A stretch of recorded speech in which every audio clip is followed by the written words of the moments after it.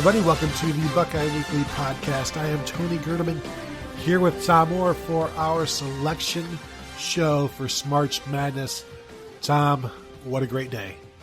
You play all year. You start with practice in the fall. You play all winter. You go through the conference tournaments, and it all leads up to this.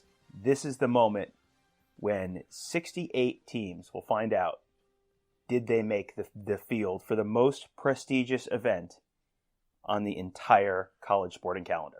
Exactly, and we'll get to the number one seeds here in a sec. But we are doing it's our Ohio State things, Ohio State campus bracket. We've got regions, and Tom, we even have live via satellite pictures of some of these teams as they wait to hear their names called. So that'll be fun. We'll see some of their reactions, maybe some sad faces, maybe some happy faces. I don't know, but should we get right to it with the one seeds? I think let's get right into it. Let's not keep everyone waiting. Starting in the East region, the number one seed is Script, Ohio. Script, Ohio. It is kind of universally accepted as one of the symbols of Ohio State football, and the school as a whole think that has definitely earned its number one seed. Yeah, I don't have any issues with that one. I think it's known universally. The next number one is the first warm day of the spring on the Oval on the Ohio State campus.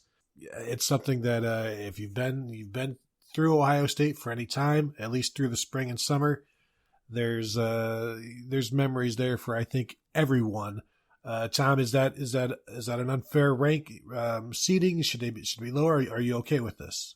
I think people are going to look at that and think maybe that's a little high, but you got to remember that first warm day of the spring on the Oval, they are undefeated in quadrant one wins against attending class on the first warm day of the spring. So that's a lot of quadrant one wins. I think they clearly have earned that number one seed there.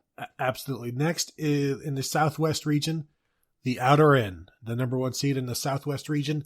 For me, maybe would have been the number one overall. I don't know what the committee, what they were thinking. But this one, maybe they are the number one overall seed. But tough to argue with this one if you are over 21. I think the only thing that might hurt the Outer End here, some of the best times at the Outer End may not be times that people necessarily remember. So that may have hurt them in the committee's mind as they were kind of going through the overall bracket to find the number one overall seed. What might also hurt is some of those memories may be painful from actually like falling down all of the stairs to get to the bathrooms. Mm-hmm. Mm-hmm. So yeah. There is that. The bathrooms there, if there's a weakness, it's the bathrooms at the Outer End. That is very, very true. The fourth number one seed. Oh, look at this. In the West region, the Varsity Club. Certainly an Ohio State staple, off-campus staple for decades, maybe even millennia. Yeah, it was their last millennium. So yeah, I guess that is technically true. That is a timeless rivalry on the Ohio State campus. You'll get your Outer End fans, you'll get your Varsity Club fans. Two programs that have been producing at a very high level for a very long time. Both have strong supporters, and one of the great rivalries in Ohio State. Yeah, and the Varsity Club, it's known beyond just the Ohio State campus. People come from whenever they come from around the state. They like to make a stop there and be there and just watch it and watch what goes on at the Varsity Club because there's a lot of action there. It can be high flying. Sometimes it spreads out a little bit and it can get sloppy, granted, but still, even at its sloppiest, it's still high quality action.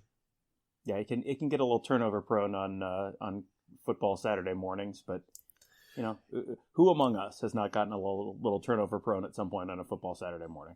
I would say though, the Sunday mornings down that alley and on that block, they do not have great Sunday mornings. No, that's probably true. Nor do the people who spend their Saturdays there, probably. Yep.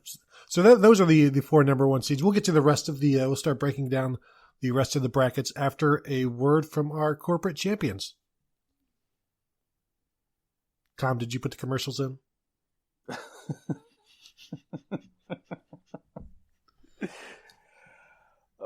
That's a no. All right, so let's begin. We'll start with we'll rattle off some of these matchups, and then we'll talk about it. The 1-16 matchup. First of all, there's a play-in at the 16 seed in the East region between summer's heat and winter's cold. The winner will then face Script, Ohio. That's the 1 versus 16. The 8 versus 9. Oh, look at this. 8 seed Not Owls versus the 9 seed Skull Session. There's going to be some interesting things there. We'll get into that one. The 5-12. The 5 walking down Frat Row on game day with the best damn band in the land, music blasting from both sides of the street on speakers, out windows, and on porches. That's the 5 seed.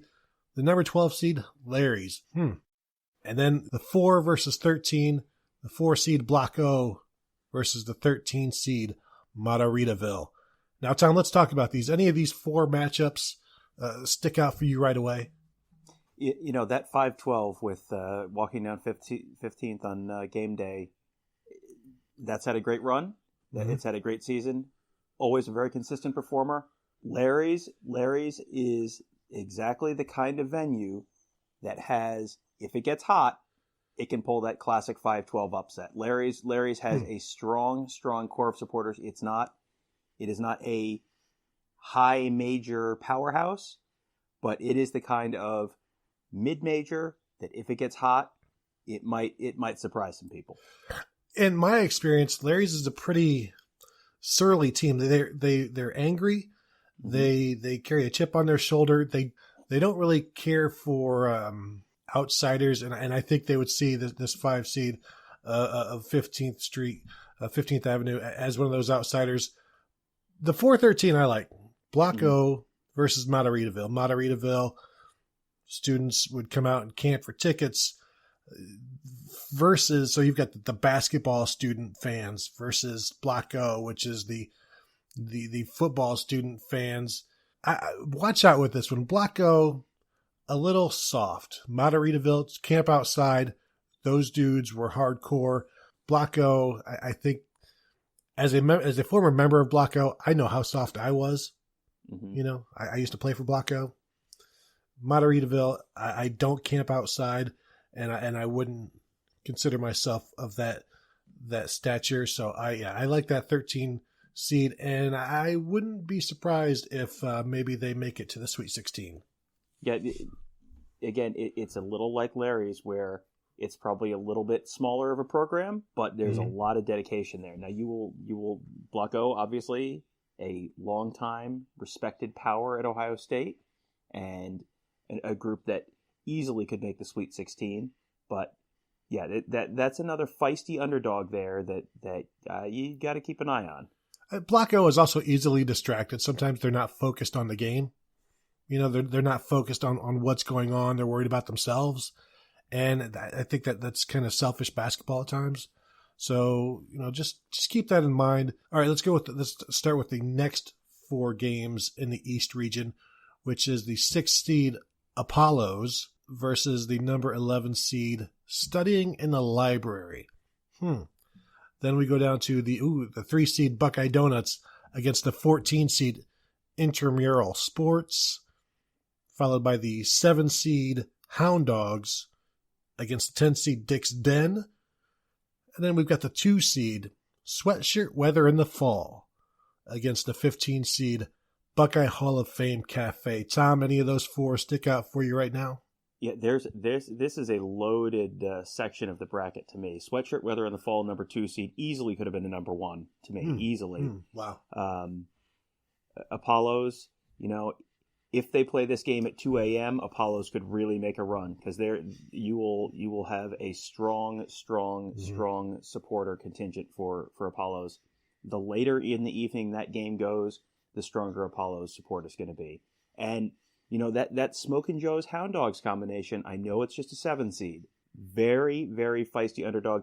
That's a team I don't like. I don't like the matchup with Sweatshirt Weather in the Fall. And as we all know, wow, the tournament is all about matchups. Mm-hmm. That 7 seed Smoking Joe's Hound Dogs combination with a better matchup with a 2, that's a 7 seed that I could see reaching the Sweet 16 or maybe even Elite 8. I don't like the matchup with Sweatshirt Weather in the fall. Oh, so you do think Sweatshirt Weather in the fall will at least get past the Buckeye Hall of Fame Cafe? Yes, and I think Sweatshirt Weather in the fall is a strong Final Four candidate here. I would say if I was filling out my bracket right now, and you know that I am, I would have Sweatshirt Weather in the fall as quite possibly my Final Four team out of this bracket. They say, what do they say? Styles make games, styles make fights. This Apollos versus Studying in the Library, 2 very distinct and different styles. Two different ways you can spend your evening at Ohio State. Exactly. One is like Apollos. It's a heavier brand of play, and it's maybe even a little greasier, if you will. Studying in the Library, you don't feel bad like watching them, but you kind of like. I wish they were more exciting. Apollos, I can get behind that. I like their style of play. Studying in the Library, yes, they hit their free throws. Yes, they play the game the right way. But I just get tired of that. I kind of like to see stuff, I be a little crazy. And that's why I like Apollos here in this matchup. The winner of that facing the winner of Buckeye Donuts and Intramural Sports. The Intramural Sports, there's so many levels to their play. Some of it is not very good. Sometimes they're good. But when they're at their worst, as a 13 seed here, or as a 14 seed here, I think they're almost too highly ranked, seeded. And I don't see things going well for them against Buckeye Donuts. Well, Buckeye Donuts is you're asking people to rank junk food versus exercise, which I think that's one of the more lopsided matchups on the board. You will have Intramural Sports may make a run. I mean, you think about if you ever played like the lowest level of ice hockey, the D League at ice hockey, you would play at 1 a.m, and those were always some entertaining and memorable games, but I think that might be just a little bit too niche to defeat a longtime crowd favorite like Buckeye Donuts. I'm looking at already ahead to that second round matchup of Apollos and Buckeye Donuts. No, Apollos could be a little bit of a sleeper here. I think Apollos is a lot of a sleeper. I think Buckeye Donuts is a popular pick. People like them because it's chalk. They're afraid to go away from it. But definitely don't sleep on Apollos, even when you're eating it at 3 a.m. when you really should sleep. But don't sleep on your Apollos because you're going to wake up, you're going to feel terrible. Just stay up a little bit longer, watch some television, let things digest a bit, and then go to bed. So that's the East region. Tom, are you ready to take a look at the South region, or do we need to take a break for commercials? Well, I think I would like to get your pick because I think I'm taking Sweatshirt Weather in the fall to advance to the Final Four out of that bracket. Okay. Who are you taking there? If I have to take a pick, and we're going with our Final Four picks right now, in this bracket, I think Apollos gets hot. That's for me. I like them to get hot and if they can just get past Buckeye Donuts, then although, Sweatshirt Weather in the fall, that's, are shorts still permitted at that point? I think so. I mean, we're not, I don't think there's, it just says Sweatshirt Weather. So I think, I think we're talking that first football game when it's you're like right. 50 degrees when you're walking to the game that first morning in the morning. Yeah. I think you're still in shorts territory. Right. And it feels like football. There's, I'm going to go with the 2 seed coming. I'm going with Sweatshirt Weather in the fall coming out of there, which is an interesting contrast. Should they match up with the number 1 seed in the South region coming up? Yes. So as we move to the South region, the number 1 seed, first warm day of spring on the Oval, will be matched up with the 16 seed Cluck You Chicken. And then we have the the 8 seed Ramp Entrance for a football game, battling the 9 seed Bahama Mamas from the Ohio State Commons. Then you have the 5 seed Mama's Pasta and Brew facing the 12 seed To Go Ice Cream at the Commons. Wow, two Commons items in the same bracket. This could get interesting. And then, of course, we'll stop here with the 4 seed Buckeye Stickers against the 13 seed Spring Game. And of course, there is no Spring Game this year, but it is still very much alive in our bracket. So, Tom, any of those 4 games, those 4 matchups stick out to you right now? You know, Mama's Pasta and Brew. I know that it is no longer there. That's a program that has such a passionate following among its fans. There you will not find a much more passionate fan base. That's a spot where I know Buckeye stickers are one of the most visible symbols of the school. I think Mama's Pasta and Brew, you could have a little bit of a nostalgia fueling a run there. And the first warm day of the spring on the Oval, undefeated in every way. I think that Mama's Pasta and Brew, though, probably gets to the at least Sweet 16 there. Yeah, and you're right. There's going to be the emotional tug there. Mama's Pasta and Brew, they also get the most out of their team. Yeah, and they bring it all together every time on the court. To Go Ice Cream, I think is an underrated seed. They should be a 12 seed, 12 or 13, something like that. I'm not saying they're underrated. I'm saying maybe people haven't seen them enough. While they're watching their sweatshirt weather in the fall, they're not necessarily paying attention to ESPNU to watch the To Go Ice Cream at the Commons. When after you have a nice meal, as you're walking out, you get an ice cream cone to go. You just. And then you go about your business. I think people will forget about that and just see Mama's Pasta and Brew and go, boom, that's who I'm picking. So and that's fine. That's fine. The Tom, any chance of you say the first warm day of spring on the Oval is undefeated? Any chance of a 116 upset here with Cluck You Chicken? I'm extremely familiar with Cluck You Chicken. That was it is a long gone now. Hotspot on South Campus, which served not particularly outstanding food in a not particularly hygienic environment. Mm-hmm. It was certainly a fan favorite during its heyday, but I think the first warm day of the spring on the Oval is such a juggernaut. I can't see that happening. Cluck You Chicken, I just got the grease off the bottom of my shoes from that place, and I have had at least 40 pairs of shoes since I was last there. That's how greasy that place was. That the dirt and the grease would transfer to the next pair of shoes that I wore, and I was only ever there once. That's all it takes. That is all it takes. Let's talk about these next 4 matchups.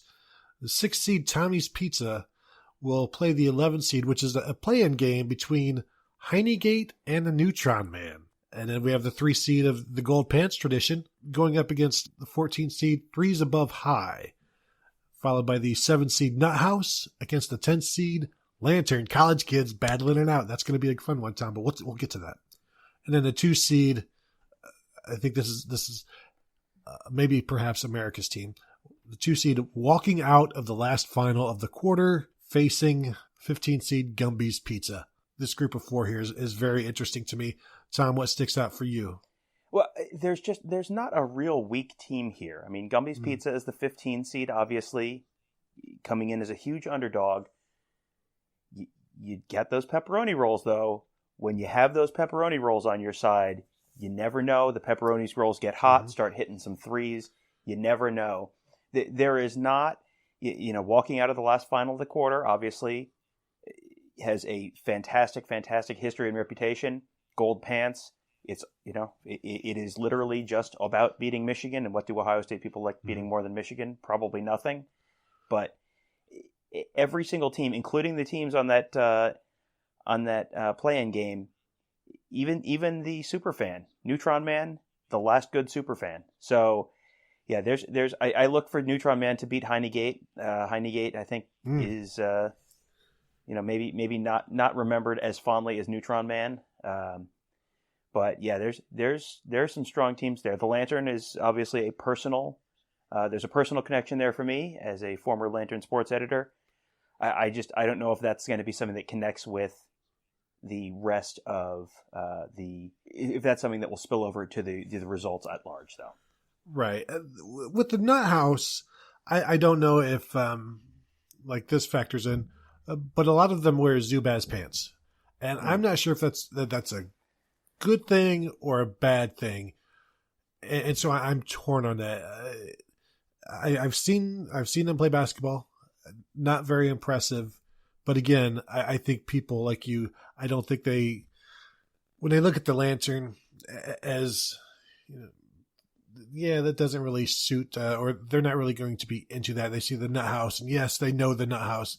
And Tom, as we know, when you're filling out your brackets, so much of it is, I know this team, I've seen this team, I haven't seen that team, so I'm not gonna, why would I take them?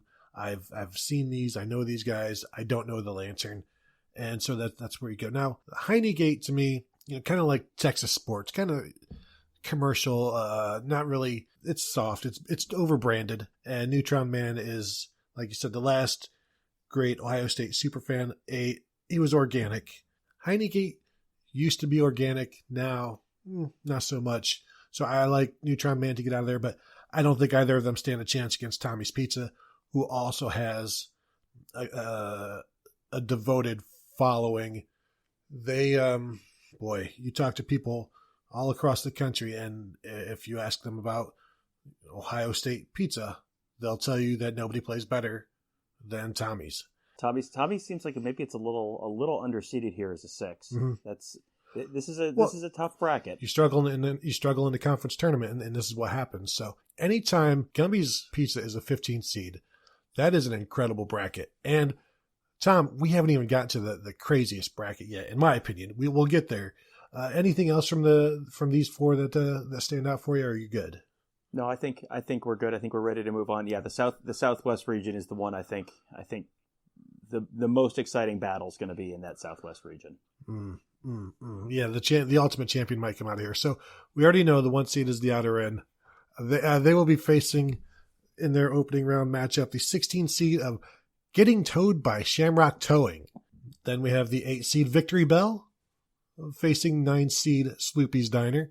The 5 seed of Getting 80% Back on a Returned Textbook from a Bookstore will be facing the 12 seed The Little Bar. Then you've got the 4 seed Texas Straw Hats facing 13 seed Help Is On the Way. And Tom, if the people out there aren't familiar with Help Is On the Way, he is a former high street panhandler who would regale you with poems and panhandling. Certainly an Ohio State fixture. Boy, looking at these 4, Tom, where do we begin? Credit to 16 seed Getting Towed by Shamrock. They finished the regular season 0-24, but won their conference tournament to get in. Good for them. Obviously, not going to be a big matchup without her in. That one should be over pretty early. Getting 80% back when you're selling textbooks back, that's going to be an interesting one because it was such a thrill, but it happens so rarely that you wonder if that's going to resonate with enough people. And Texas Straw Hats, probably the single most popular Commons item over the decades. That's Help Is On the Way. I would say would be a good matchup against a lot of people. The Texas Straw Hats, they're just so popular that you wonder if I would expect the higher seed to advance there. Yeah, the Getting Towed by Shamrock, winning their conference tournament is what was amazing. And I'm guessing that every other team in that conference tournament had their parking passes out, but Shamrock just said they didn't see them and towed them. And so there you go, forfeit. They win the conference tournament. For me, Help Is On the Way is one of my standout memories of Ohio State. And Texas Straw Hats, that was what? Fritos and a scoop of beef, chili, and it's like chili meat and like cheese on the top. Yeah, I love everything they do on the court, but they just don't they don't stand out when I think about them or when I watch it. But you're right, everything they do I like. So this is one that for me probably a little emotionally too attached. Maybe my bias is getting the better of me here in this matchup. Yeah, but I don't think there's much question that Outer Rim is almost certainly getting out of the top half of this bracket. Oh yeah, for sure. I don't see any styles of play that would be difficult for them. They match up well with everybody. They can match up with an indoor bar. They can match up with an outdoor bar. They can match up with a place where you can grab pizza through a wall. There's really no style that they can't compete with and excel against. They're very, very much I don't know, Tom, would you call them like a positionless bar? Yeah, that's a team that, we've talked about styles making fights.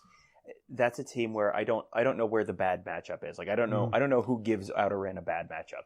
At least in this half of the bracket. We'll see what the other half of the bracket looks like. But. Tom.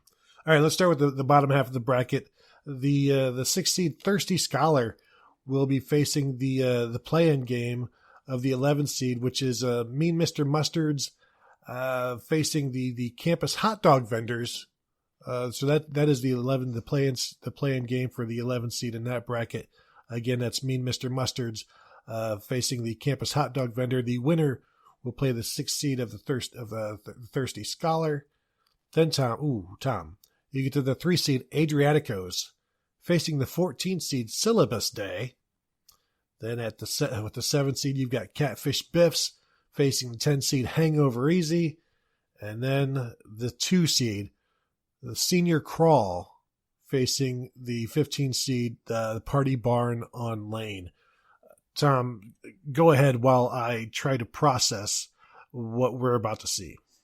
Yeah, you've got a couple great South Campus pizza places, Adriaticos and Catfish Biffs, formerly neighbors, now neighbors on the bracket. That could be potentially an interesting Sweet 16 matchup if Catfish Biffs can get past Senior Crawl. I'm not too optimistic about that. The campus hot dog vendor, obviously always a staple outside Independence Hall as you were walking to and from campus, kind of next to University Hall. Mean Mr. Mustard's an old bar, kind of early to mid 90s. It seemed like that was gone by the late 90s, so that may suffer from some name recognition issues. Thirsty Scholar's still there, not the biggest bar, not the most popular bar, not right on High Street, or it's kind of tucked away a little bit, kind of behind a gas station on Lane Avenue. It has its strong supporters, but I don't see Thirsty Scholar getting past Adriaticos. Adriaticos has the fan base. Adriaticos is also a team that can go kind of different styles. It can do the New York style with the sliced, the wedge-shaped sliced pizza. They also have the Buckeye pizza, which was a Monday night classic in my dorm room. We'd watch professional wrestling and eat a Adriaticos deep dish Buckeye pizza. When you can play a couple different ways, that's going to make you a tough out. Like the Outer Rim, I don't know if Adriaticos has too many difficult matchups. The Catfish Biffs, I'm much more familiar with them than Hangover Easy, but these 10-7s are toss-ups anyway, so it could go either way. It just depends on whether the shots are falling. Syllabus Day at 14, every once in a while, it used to be about 20 years ago, you'd always want to make sure you take a 14 seed. Then it became, you make sure you take a 13 seed. But yeah, it's poor Syllabus Day. Everybody loves it. You don't have to take notes that day. You don't have to take notes while you're watching. You just get your syllabus. But yeah, they have no shot. Now, when you're looking, oh gosh, Tom, Senior Crawl, as you said, will anybody be able to get past Senior Crawl? I don't know, because they take up the entire sidewalk. That's true. So literally, it is difficult to get past Senior Crawl. It's also difficult to get through Senior Crawl, although it is much easier than when we were in school. Yeah, that's true. That's true. Yeah, and that is setting up as a fantastic Elite Eight matchup, outer in versus senior crawl. If that's how that shakes out, you have arguably the single most popular campus bar versus kind of a smorgasbord of literally every campus bar in one evening. That'll be an interesting matchup. Whether the one elite player can get past the more balanced and deeper team. That'll be quite a matchup. You know how everybody thinks basketball was better in their day? Senior crawl basketball was much better in our day than it is today. There was more of it, back then. There was more to see, more to watch, more to do. And now it's still an important thing, and it's still one of the top things at Ohio State. I just wonder, but you know what, Tom? It probably means as much to the people today as it did to us. We're just, fuddy-duddies. I remember seeing the 1960 Ohio State team was honored a couple weeks ago, and they talked about how basketball is, it's not as good as it was. Maybe that's just me. Maybe now I am Jerry Lucas. Yeah, too many set shots on not enough set shots on senior crawl right now. I think that's definitely the major takeaway right there. So that is the Southwest region. Tom, who you got in that Southwest region? I think I'm gonna have to stay with outer in. I think you gotta play the favorite there. I hate to be getting too chalky. I've got 2 1s and a 2 right now. I don't want to be too chalky in my final 4, but I don't know who beats outer in out of that bracket. You know who beats outer in. And I'm not saying this is going to happen, but what if they get towed? That would be true. And the Shamrock Towing, you can never count out Shamrock Towing, no matter how much you want to. Yeah, and they exactly they're a dangerous team for sure. And so you just gotta watch yourself and make that placard visible. And if you have to get a couple and put one in the back window as well, because sometimes, we won't get into it. But let's move on to the West region, Tom, where we have already revealed the number 1 seed of Varsity Club. They will be facing the winners of the 16 seed play-in game of Campus Partners versus Buckeye Guy. And then we have the 8 seed Library Bar, the bar known as the Library, facing the 9 seed Mirror Lake Creamery, the 5 seed Beer Stube facing the 12 seed O Patio, which is no longer in service, but was the Flying Tomato, has been many other things. And it's amazing that place can't stay open because it's a cool location. And then we have the 4 seed Papa Joe's RIP facing the 13 seed Red Door Tavern. And Tom, is the Red Door Tavern even on campus? The Red Door Tavern is not on campus. However, the committee viewed the Red Door Tavern. It is on 5th Avenue in Grandview. Mm-hmm. Red Door Tavern gets a little special dispensation. Woody Hayes used to eat there when he was the coach at Ohio State. So true, a little bit of a special dispensation to get included in the field. I don't see the Red Door Tavern making a long run just because they're something of an out of conference team here, but they're when it, like on the East Coast, if George Washington slept somewhere, it's automatically a landmark. Mm-hmm. In Columbus, if Woody Hayes used to eat there, it's a landmark. Well, and we did have the Hall of Fame Cafe, which used to be the High Lie. So yes, yep. Which Woody Hayes enjoyed. Anything more? These are, I'm not really familiar with any of these other than the Varsity Club and Buckeye Guy. Other than Varsity Club and the 2 play-in game members that you wish you weren't familiar with. So, Tom, let's talk about that play-in game. Someone's got to win. Someone's got to win, and that's going to be, and I think the question is, yes, Campus Partners did ruin all of High Street, but did it sign Earl Bruce's players only memorial card? And I think the answer there is no. So, yes, they have ruined everything, but I think they at least advanced to go through, and they haven't defeated the Varsity Club yet, have they? So, Tom, imagine not advancing against Campus Partners.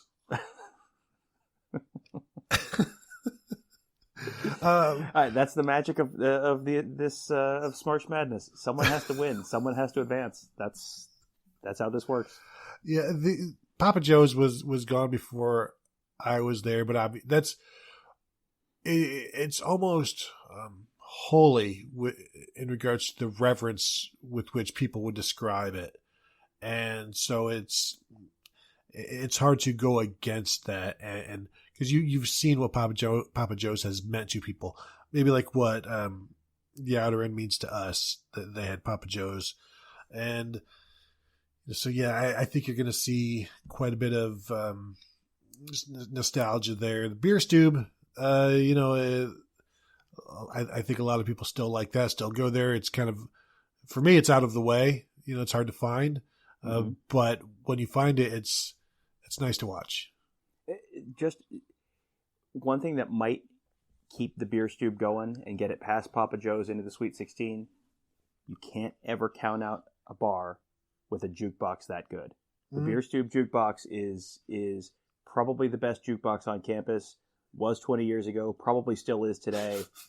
And, I think you will probably have people who would argue that the O Patio / Flying Tomato, that's a 12 seed, should be the 5 and the Beer Stube should be the 12. That you will have people who will make that argument, but I think that the Beer Stube is it is old enough that everyone knows it. It has its, it can only play the game one way, but it plays the game extremely well that way. And, if they can pull you into their kind of game, that's going to be a tough out. It's Wisconsin basketball. Yeah, absolutely. Yeah, it is. Yeah, don't get sucked into their game. They are Wisconsin or Virginia. They could lose a first round game. They could go all the way. Right. It just depends on the matchup and who they're facing. All right, let's talk about the bottom 4 teams in the West region here. The 6th seed OHIO on the road. Boy, facing 11 seed Nancy's Home Cooking. Then we go down to the 3 seed Mirror Lake Jump facing 14 seed Afro Duck. That's an interesting neighboring matchup. Yeah. And then the 7 seed, the 7 seed of When the Class Note Store came through before a final, and we'll get into that, facing the 10 seed Blue Danube. And then perhaps my personal second favorite, the 2 seed Porch Drinkin' facing the 15 seed Ugly Tuna Saluna.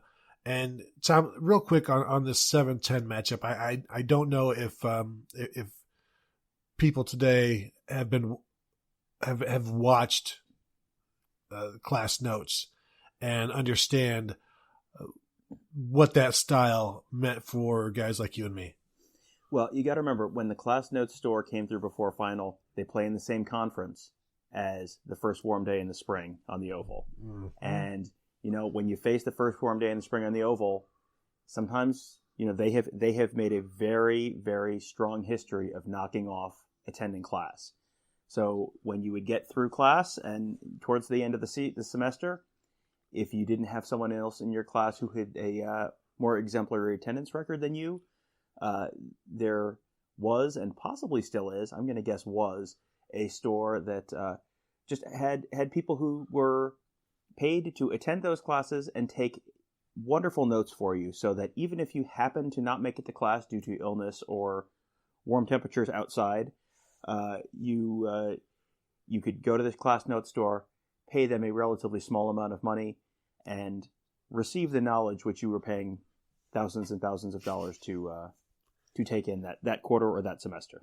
Yeah, Tom, you know how Tom Izzo and Michigan State, they get better as the season goes on. They become more of a picture in the college basketball scene, and they get better and better come like March. That's what when the Class Notes Store came through before final does.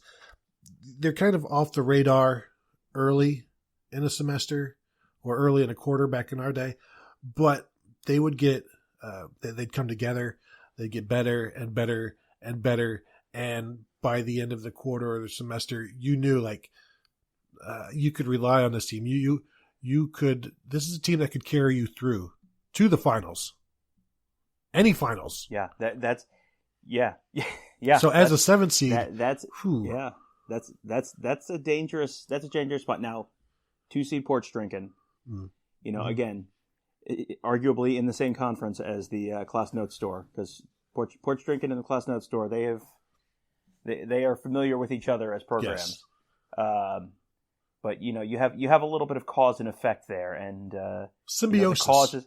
The cause is the choice, and the effect there is the fallout. I think the cause, Porch Drinking, is going to probably get enough support there. I am fascinated by the number 6 seed OHIO on the road versus number 3 Mirror Lake Jump as a potential second round, because Mirror Lake Jump, 10 years ago, Mirror Lake Jump might have been a 1 seed. There was some. It has gone away as a tradition due to an unfortunate incident that happened during it, and you don't know how that's going to play out with on the court. That could be that'll be real interesting to see. OHI on the road, obviously, always a favorite. That is, if Ohio State is winning a road game, all you have to do is take out your phone and shoot OHIO going around the visiting stadium, and immediately it is 200 retweets. Just automatically, just hit send and just wait for the retweets to flow in. That is universally beloved. It's just a matter of is that enough to overcome Mirror Lake Jump? I think if there is a 6 seed or below on this bracket anywhere that could make the Final Four, it's either Apollos or the OHIO on the road. I think that the problem that OHIO on the road has is the Porch Drinking. It travels. Porch Drinking travels. It can play in any city, any arena, any day, night. How defense travels, Porch Drinking travels, and rain, shine, beach, snow. Really, you talk about styles that there's not much that they can't handle. But that OHIO on the road, that's something you want every single road game. That's something you look for. And so you're right. I mean, that's a tough one, but I think Porch Drinking could very easily be a 1 seed in almost any bracket that you can come up with. So is that your pick to come out of this bracket, out of the West region? I'm going to go with Porch Drinking over Varsity Club. I think Varsity Club is going to come out of their section.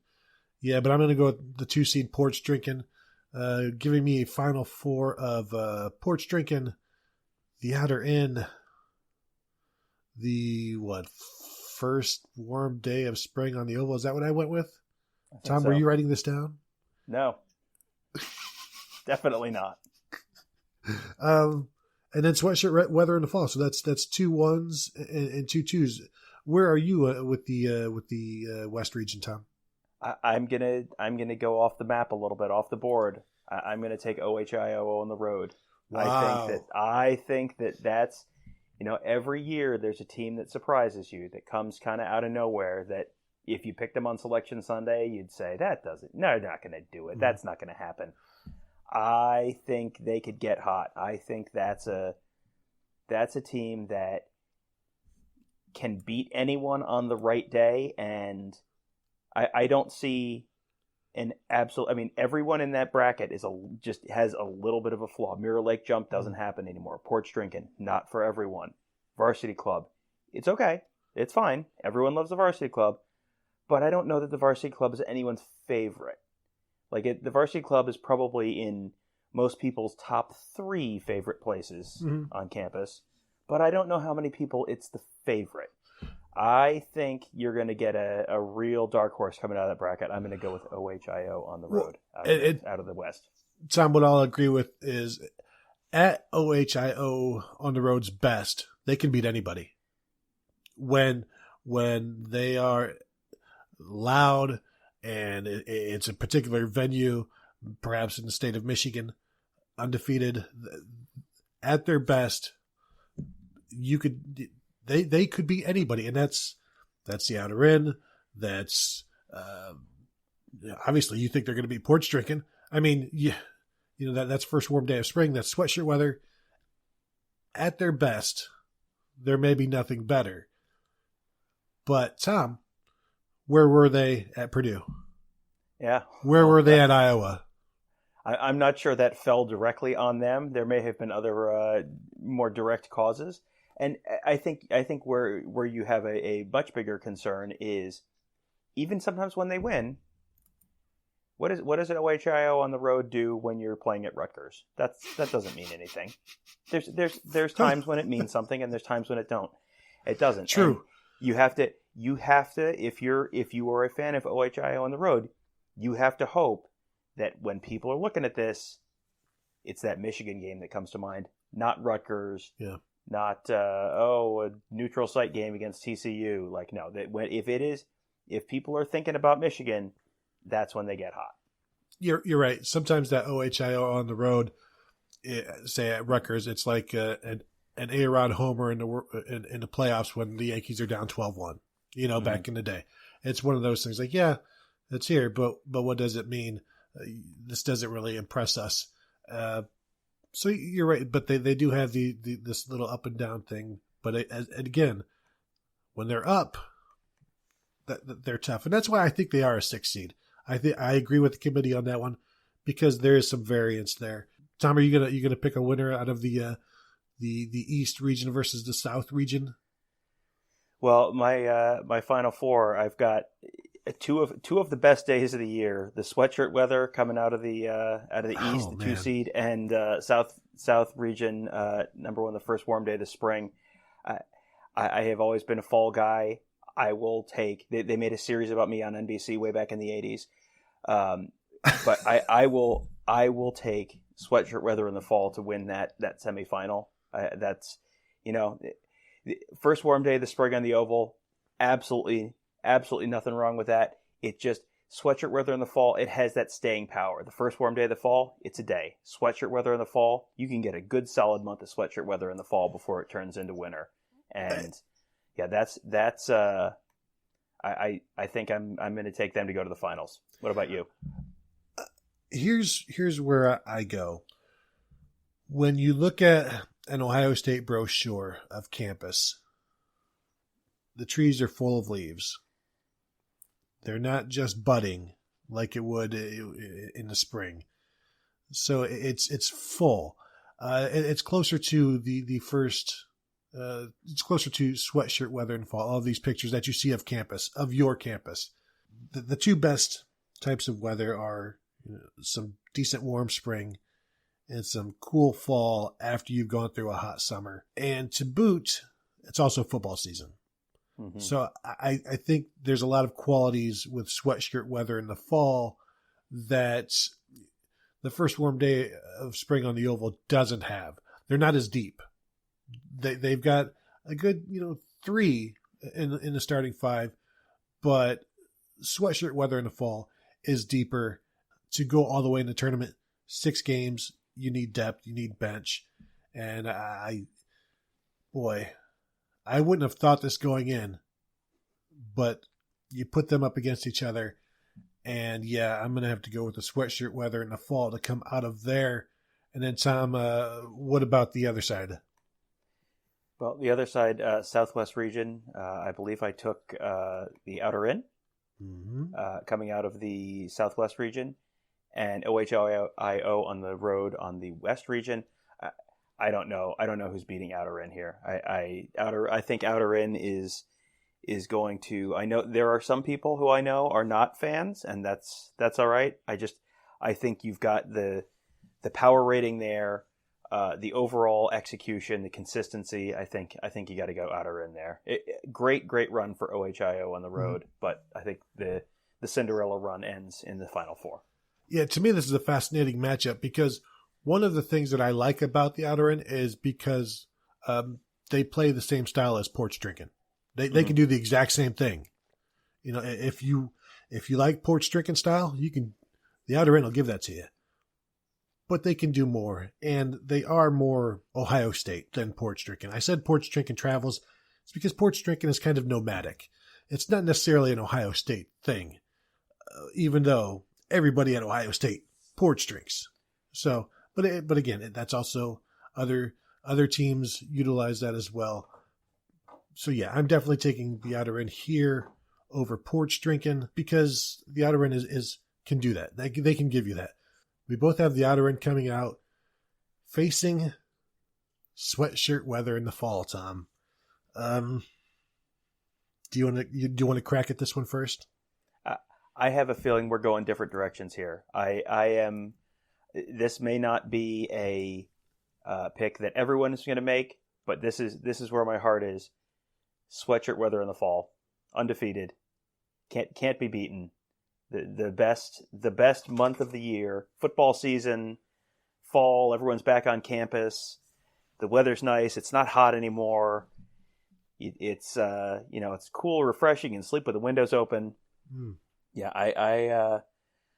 I would not personally see anyone beating sweatshirt weather in the fall, but I have a feeling you're going a different direction here. Tom, let me ask you about this. What about sweatshirt weather in the fall on the outer end's porch? Mm-hmm. Yeah, but then it's porch drinking, and then there's just this could go a couple different ways. But yeah,